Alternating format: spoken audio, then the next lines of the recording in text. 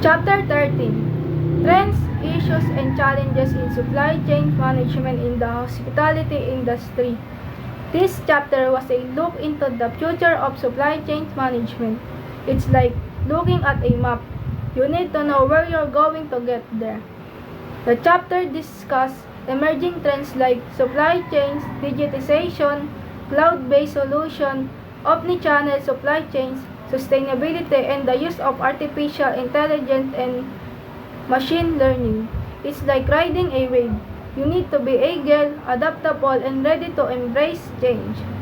I also learned about major challenges in the hospitality industry, such as ensuring quality customer service, managing costs, mitigating risk, building strong supplier relationships, finding qualified personnel, and adapting to fast-changing markets. It's like climbing a mountain. You need to be persistent, resourceful, and prepared for obstacles.